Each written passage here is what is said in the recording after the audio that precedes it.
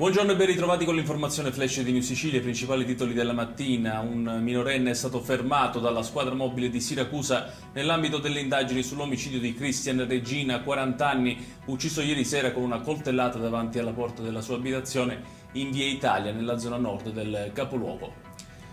La Guardia di Finanza di Caltanissetta ha arrestato a Gela 3 persone sequestrando 2,5 kg di cocaina e una pistola calibro 38. L'operazione dei finanzieri è scattata dopo alcune segnalazioni di cittadini sulla scarsa sicurezza nel quartiere Albani Roccella di Gela.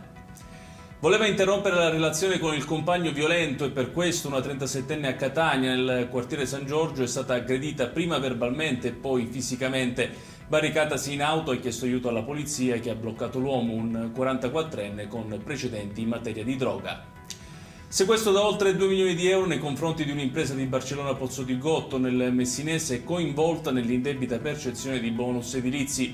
L'azienda avrebbe messo in atto un meccanismo fraudolento per beneficiare delle agevolazioni del decreto rilancio. Infine il Tribunale del Riesame di Palermo ha annullato gli arresti domiciliari per 11 agenti di polizia penitenziaria del carcere di Trapani accusati di abusi e maltrattamenti nei confronti dei detenuti.